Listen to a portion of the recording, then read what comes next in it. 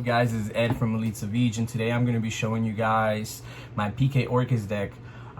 There was this time in YuGiOh where I actually took a break from YuGiOh because of my work. My job was actually keeping me very busy, so I couldn't really spend too much time playing YuGiOh. But coming back in, my bro Joe Buddy Crane actually got me into playing PK Orcust because he was playing PK Orcust. It was actually really fun for me. It was something that I really enjoyed. I really like combo decks and control decks as well. So they were kind of like a control combo deck at the same time, which was really interesting for me. But I'm gonna go ahead and show you guys my deck profile. Let's get into it. All right, guys. So I have to hit y'all with the PK Orcust. This is a super freaking amazing deck. This is one of the decks that honestly kind of gave me, hope to continue playing Yu-Gi-Oh!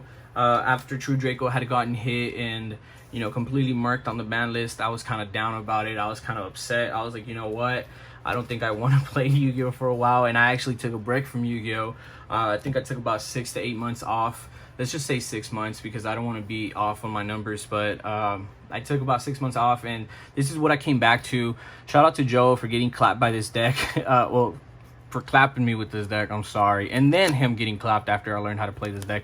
So I came back to Yu-Gi-Oh! And I was playing True Draco, and he completely marked me, and I was just like, bro, that shit is spicy, bro. Not even a week later, I had the whole deck together. I was clapping cheeks, and I was like, this is fire. So for the deck profile, let's go ahead and get into it. You gotta play the 3 Harp Horror because Harp Horror is at 3, and if you aren't playing it at 3, bro, you're not playing the deck, bro. You're just negging, bro. You gotta play the 3 Nightmare because Nightmare, I mean, like, even though you can play 2 Nightmare, you want to play 3 because you can definitely open one up and then just go ahead and ditch it to the graveyard, right? But one of the cards that I like to open up in my hand the most is this card. If you open this card in your hand, you're gonna have more than full combo. You're gonna be able to overextend, and overextending is amazing in this deck. I was playing earlier with my buddy, and he Nibiru'd me, and I still had full combo. It was dumb as hell. Symbol Skeleton, you gotta play 2 of them because it's just good. Even if you open up with it, it's like it's not gonna hurt you, so it's pretty good. I was actually thinking about continuing, going into the tournament and playing 2 and seeing what could have happened, what I could do, but till I changed my mind, I like 3. 3 works really well. 1 Wonder Wand and 1 Corrupt Diddly. I didn't know if the Gizmek monster was around for this specific meta, so I kind of decided to opt and take it out and not even play it because I didn't know if it was going to be legal or not. But 2 Ibly works well. Normal summon and then just link away for Nightmare. That's stupid. Nightmare Mermaid, let me be specific. And that's just dumb. There was like at one point where I was playing like Formute Skipper, and then you just activate and then you target, like, let's say Cerberus or Phoenix, and then you just link away to Nightmare. That was super busted. I actually think that worked really, really well for me. But in this tournament, I didn't play it. I'm not gonna play it. I haven't decided to play it. But this is what the whole deck is looking like. You got to play the connector and the Aqua Dolphin. Aqua Dolphin is great.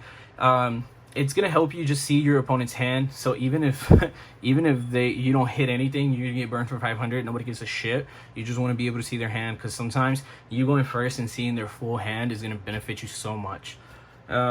Continuing, you got to play the 1 Cloak and you got to play 2 Boots. If you're not playing 1 Cloak, 2 Boots, you might be playing the ratios wrong. You got to be able to not just play 1 and 1, but you got to be able to play 1 and 2, because if you open one of them up, you're going to be kind of stuck in a situation where it just might neg you. So you have to have the ability to be playing 2. Let's go ahead and continue for the rest of the deck. These are the last 2 cards that are combo starters too, because Connector is combo starter, and then these are combo starters as well, right? Because they get you 2 monsters out on the field. So I decided to play Lilibel instead of Corobane, because even back in the day, I never played Corobane. I played Lilibel. So Corobane was just a really expensive card for no fucking reason, if we're completely honest, right? Because let me show y'all a little something. So one of the things that I do play a lot in this deck is token, right? So let's say you have this as your combo starter, or a way to get these 2 cards in your hand, right? It doesn't matter. It can be engaged. It can be life stage. If you activate this, you get your token, you link it away, you make your Kagari, and now you're going to be sitting on, let's say Kagari, right? Kagari's effect at this back, activate. Now you have another token, right? This is what your board is looking like. This is Kagari. This is your token. You're going to go ahead and normal summon. You're going to act at the field spell, activate the field spell, and then you're going to add Corobane, right?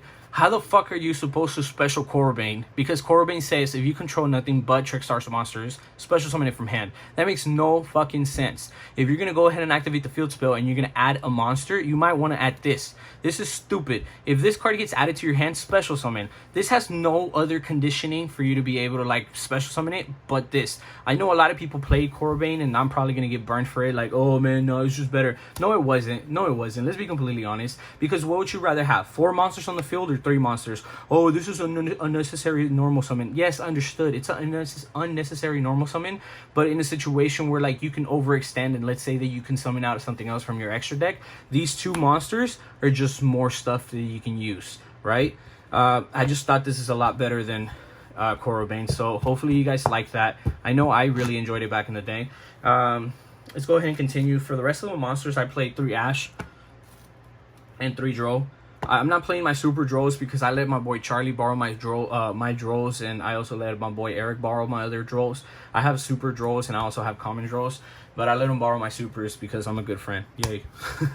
Let's go ahead and continue. I play 2 light stage. I think light stage at 2 is more than enough. I know that light stage is at 3 at this point, and you can definitely play a 3rd one. But why do you want to play 3? Because after you activate this and you add Kandina, you normal summon Kandina, and then you add a Libil, that's it. You're gonna have 2 other copies in your deck that are gonna be dead. These are nothing. This is like, why even? Why? You know? So it's just unnecessary. So just play 2. So in case you have dead cards in your deck, it'll just be like 1. Let's go ahead and continue. The 1 Babel and the 1 Terraforming. I think Terraforming was still up at like 2, but it's just unnecessary. I'm telling you, you can set this and activate it during your turn, so there's no point. And then this, you don't want to play more of these because I don't know if it was at 1 or 2, but I'm just gonna play it at 1. I'm just not gonna risk it for the biscuit. I'm just gonna go ahead and go with 1 because what if it was at, you know, what if I played at 3 and it was at 2 or it was at 1? I just don't want to. I don't want to nag in this tournament. I don't want to get disqualified. So 3 engages and 1 Hornet's Drone. I know that I said like in light stage that if you activate this, then you already add one of these, you're gonna have 2 dead cards in your hand. But that's completely fine because I rather be able to see these and get this as soon as possible so I can have full combo and maybe have the ability to draw if I already have 3 or more spells in my graveyard. But you know, because there could be situational things, right? So you want to see this more and you want to see it more often than when you want to see this. That's just my personal opinion, so that's why I'm playing 3 and 1. You could also play, if you wanted to change it up, you could play one of the other spells, like maybe like Widow Anchor or something, but it's just completely up to you at that point. We're going to go ahead and play 1 Monster Born, a Rhoda, and a Foolish Burial. Foolish Burial to send any of your Orcust monsters. Rhoda to be able to add your connector, sorry, Neospatian, and then Reborn in case you're just nasty and you have full combo and then you just want to special back more shit to destroy your opponent even more. You got to play 3 Call by the Graves. I wish I was playing my Mexican Call by the Graves. I know they're not Mexican, but I still can't get over the fact that my friend Malik called them Mexican. It's just funny. It's Spanish. But I wish I was playing my Spanish ones in here. Those are my favorite ones of all of them, honestly. I like 1 Crescendo. I like 2 Fog Blades and 1 Shade Brigadine. I used to not play Shade Brigadine, and I used to only play 2. But I decided that I'm a better duelist than what I used to be back in the day. So I like this better. 2 and 1 works amazing, and then this in case I'm just gonna go for the overkill, right? Because honestly, having both of these set already at your opponent's turn is just, you're winning, you're plussing, like there's just no point. But yeah, this was my main deck. Let's go ahead and continue to our extra deck, right? So my extra deck is pretty straightforward. If you're kind of playing somewhere similar to my deck, you're probably playing the deck right. You can interlock and switch in and out a lot of things. You got to play that Kaiba token, because if you're not playing the Kaiba token, you better be playing the Sky Striker token. But Kaiba, yes sir. Let's go ahead and continue the Kogari, because you're playing Hornet Drone and you got to play Kogari. 2 Mermaids. I remember that playing 2 Mermaids was the best way to freaking play this deck, because if they stop you here on Mermaid with an Ash, you're sitting there and you're just gonna go fuck whatever. You're gonna go ahead and try to stall as best as you can to get a second turn, and then just go ahead and hit them with the second Mermaid, and they're more than likely not gonna stop it. It just depends on what you were playing. I mean, like back in the day, they didn't stop my second one. So if I ever made one and then made a second, that kind of just completely ended their turn. 2 Cerberus and a Phoenix. 2 level 2s, just to be able to make 2 monsters to go into Cerberus and then Mermaid. This is the one that I'm normally wasting, depending on my opponent, right? And if they have something back row heavy, I'm probably not back row heavy, I'm probably wasting this. But I'd rather waste this one just as a, like, I don't know what the fuck I'm doing and going blindly than this. Let's go ahead and continue. Unicorn, to continue the package and complete the package, you gotta play 2 Mermaids, Cerberus, Phoenix, and Unicorn. Yes, sir.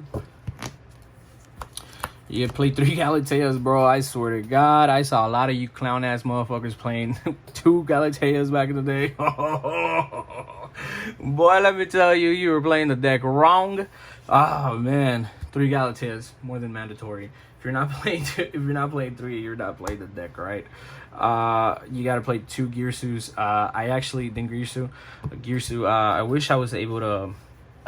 I wish I was able to afford like OTs, because I know that my homeboy Alex has OTs, and these ain't OTs. This is Europrint, and that's the most beautiful one that I have. But homeboy has 2 OTs, 3 OTs, and I'm just sitting there like, damn, I'm broke. Another card that I wish that had a higher rarity was Longirsu, because it's an Orcust monster, and I just wish it had a better rarity than Super. Super's kind of whack. Like I said, Rusty Bardiche, he is coming back. If you're not ready for it, don't talk to me, bro. He's coming back, bro. He's coming back. This is a busted card. He's getting reprinted, and he's coming back, bro. That's all I gotta say. Just be ready for that. Borreload, Boresword. That's it. These were the best stuff that you can do. We didn't have IP Masquerena. We also didn't have Apollosa. We didn't have I think we had Avermax, but nobody played it. So this is the best shit to play.